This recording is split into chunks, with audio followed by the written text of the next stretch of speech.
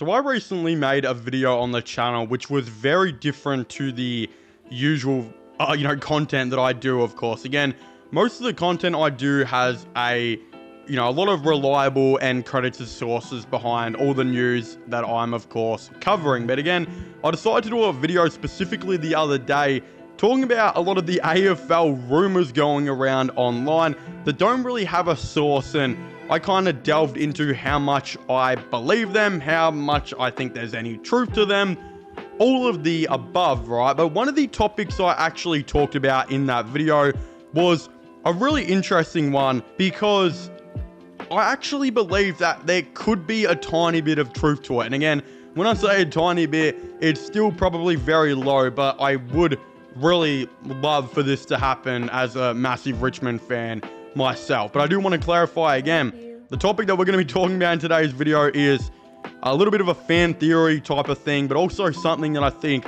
desperately needs to be talked about on the channel right now, because a lot of Richmond fans in the community are kind of hyping up a what if this type of situation actually happened. And that would be if Massimo D'Ambrosio got brought back to the Tigers and of course signed with them in the 2025 AFL trade period. Again, for those of you who didn't know, Massimo D'Ambrosio actually played for Richmond's VFL before he was of course selected by Essendon, and it is believed that he has great connections with Steve Morris and of course Judson Clark and a couple other different players at the club. Again, there was actually a post by Tiger Faithful on Instagram where they actually going to say, should Richmond attempt to bring D'Ambrosio back to Punt Road?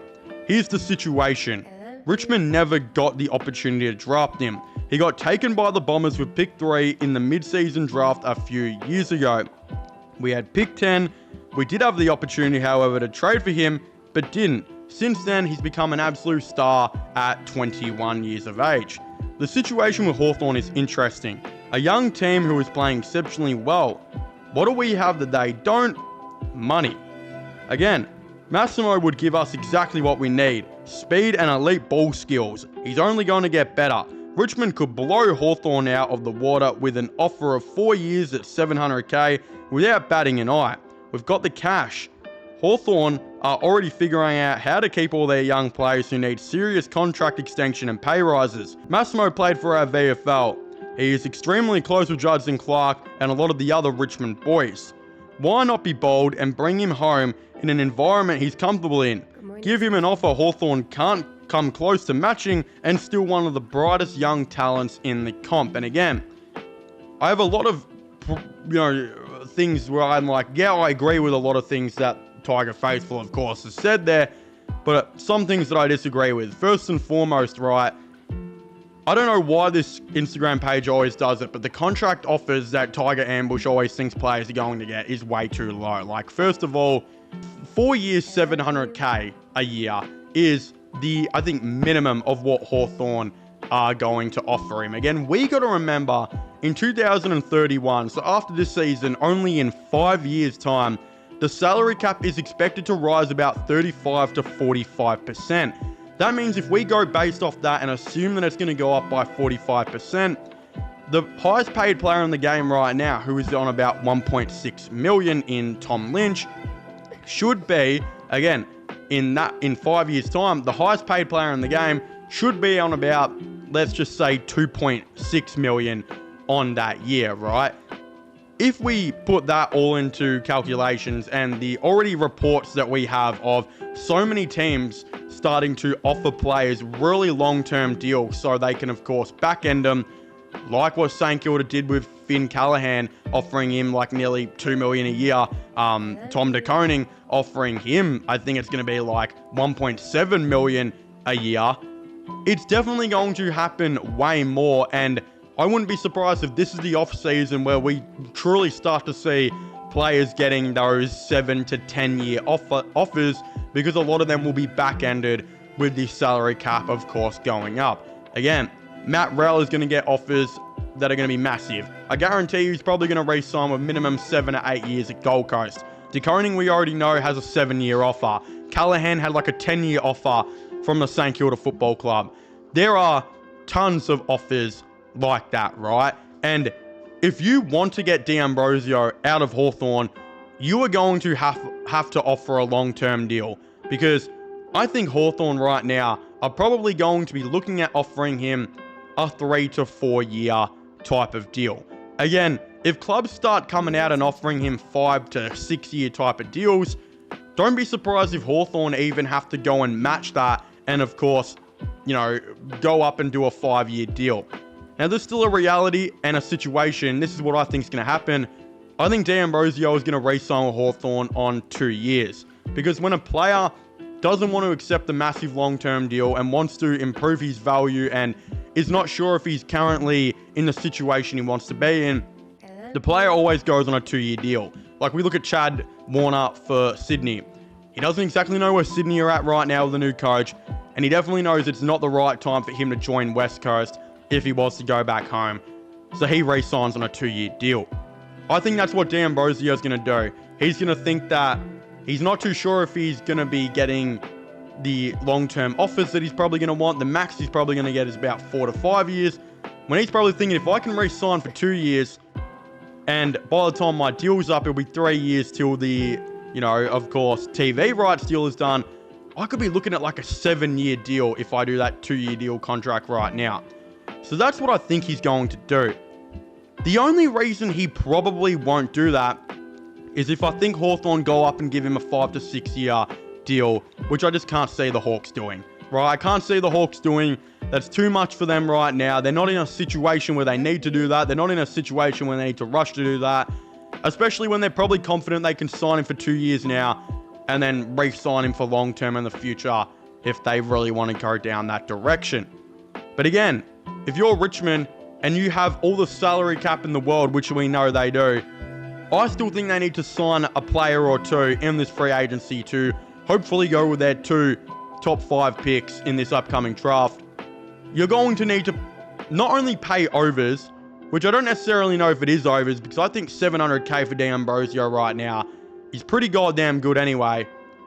But I do think you're going to have to give him a long-term deal. And look, this might sound ridiculous, but it's just the situation where if you want to get D'Ambrosio out of Hawthorn, you're going to have to offer him a really good and sizable deal. So let's just say Richmond are going to be looking at a 5-year deal, right? Worth maybe $800K a year. To be honest, I don't even think that's that bad. Like, I don't even think that's that crazy. The only issue is they're going to go to him and be like, look, we'll give you the $700K and it will back into $800K, but we'll only do it for 4 years. Or if you're not truly confident and you want to get a long-term deal later, let's just do a 2-year deal now. And again, there's no reason for D'Ambrosio to not do that. There's no reason for him to not do a 2-year deal before he looks at that Richmond 5-year deal, because he might not be truly confident and not want to go to a third team by the age of 22 years old. Like, that's a big commitment for himself. But the thing is, right, he's exactly what Richmond need. Richmond need a lot still. I think they've got their spine figured out with Armstrong, Fall, and of course Sims as their key forwards. I think their key backs are hopefully figured out with Bolter and Gibcus, hopefully for the future trainers down there too, Tom Brown, etc., right? Their midfielders, I think they like Taranto in there, Hopper, hopefully Lawler soon gets more time in there, Smiley as well. They're going to draft and add on to that. But I still think they need some wings. I still think they maybe need another high half forward. I think need some run off the half back. They're going to need a couple different things here and there to get sorted out. And D'Ambrosio is a wingman who is one of the best wingmen in the game. And he is, of course, a player who can bounce off half back as well. Again, Richmond are still trying to figure out what their wings are. Last year, they had some of the worst wings I've ever seen. They had Camden McIntosh and Pickett on there consistently, who just were terrible last year, which it was really sad because they used to be 2 of the best wings in the comp. But nowadays, again, Pickett ended up retiring. McIntosh has played a bit more everywhere and is actually having a way better year than he was last year, so that's a positive. But their only real wing that they have right now who's certified probably getting a game every week is Shugo Ralph Smith. Again, they've had a bunch of other guys get tried on there. Thompson Dow's played a lot on there and actually done pretty well. But I think they're looking for that other guy. I wouldn't be surprised if they maybe found it in the draft. but there's no reason a guy like D'Ambrosio couldn't be their other guy. Plus, if they continue to do what they've been doing this year with having a guy like James Trezise and Sam Banks rotate from half-back to the wing, we could maybe see D'Ambrosio do that, where he plays like 75% time on the wing, maybe goes and plays some half-back and they move Banks up to the wing a bit. If Trezise gets back in the team, he moves up there. There's a lot of different situations they can do. There's also the other situation of, let's just say they draft another wing, like a Willem Dersma. Willem Dersma could be an inside midfielder in the game. He could also be a very good wing in the game. And if you had a rotation of Dersma, Ralph Smith, and D'Ambrosio all playing on the wing, that'd be elite. It's not like one of them always has to stay on the bench. Dersma can go and play in the inside midfield. He can also play half-back. D'Ambrosio can play half-back. Ralph Smith can play half-back. There's going to be such a great rotation that they could do if they actually did this. So, yeah, if I was Richmond, I would be trying to overpay to get D'Ambrosio to the team. Because the reality is that they are supposed to have so much salary cap. Tom Lynch's 1.6 million should free up this year. They had Shea Bolton's 1.3 and Dusty's 1.5 that freed up from last year. I think Prestia was supposed to be on like 700 to 800k. That should free up this year. So many different contracts are going to be freeing up for Richmond right now. And other than Bolter, Taranto, Hopper, and maybe Floston, I don't think anyone's on an above average to big deal at all. So why not get D'Ambrosio when he's such a perfect team fit? He fits the timeline of this team. Why not overpay to try and get him? Because I actually think it would legitimately be worth it and would help out the team greatly. So I think it's very interesting in my opinion. I really don't know.